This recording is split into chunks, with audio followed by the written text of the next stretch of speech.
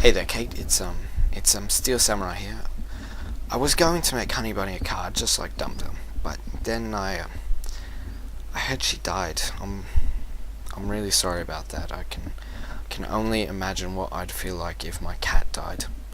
Just thinking about it makes me a bit teary, really.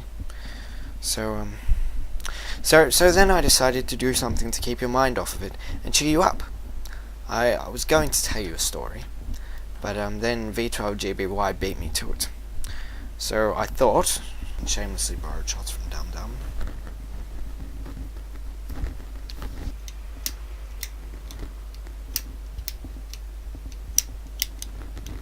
and thought,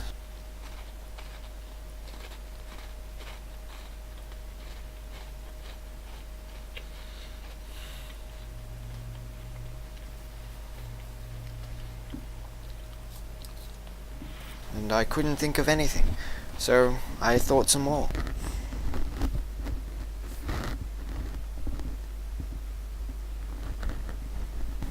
And all I came up with was this strange green banana. I'm really not sure how that happened. And so I decided that I would have to sacrifice my originality so that you could be cheered up. So, let me dig my storyteller voice out, and the story shall commence. Once upon a time, there was a little boy named Henry, or Heffy as his little sister Charlotte called him. He and Charlotte lived in a tall, stately old mansion with their mother Harriet and their great-uncle Jebulon, the owner of the mansion. Jebulon was a large, hearty, good-natured man with a flowing white beard and long hair that made him look very much just like Santa. He loved his niece and her two children very, very much, but he did have one vice. He hated dogs. Mrs. Wisnon, Uncle Jebulon's housekeeper, said that it came from an incident which happened when he was but a child, that a rabid dog had bitten his father and then attacked him, and Jebulon had hated dogs ever since. For a while, Henry didn't mind. He had lots of friends at school, and when he got home he could play with his mother or Charlotte. But, sadly, it was not to last. In the summer, Henry's mother fell very ill, and she could not play with Henry any more, but had to stay in bed. Charlotte had made friends with the girl in the next mansion over, and spent most of her time there.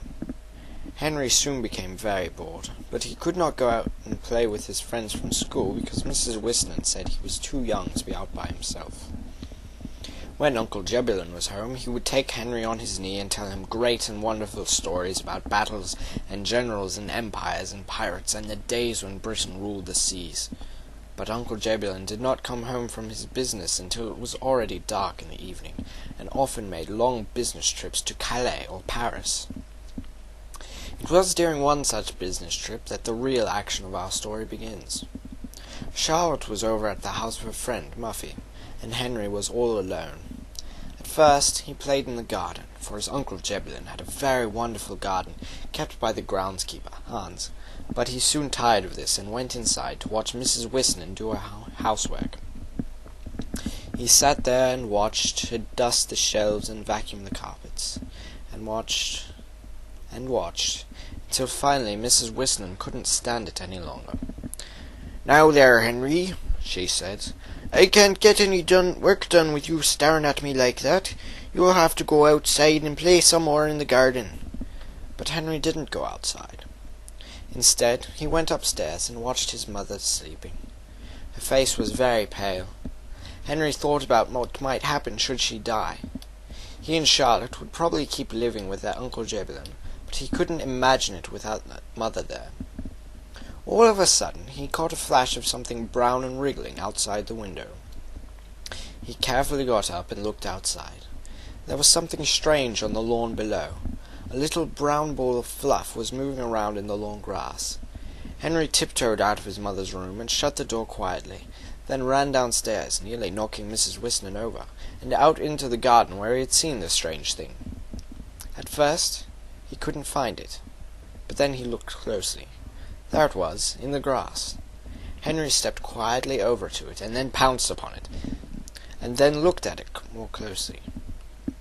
It was a puppy, with long, soft brown fur, a short nose, and floppy velvet ears. Henry had never been this close to a puppy before.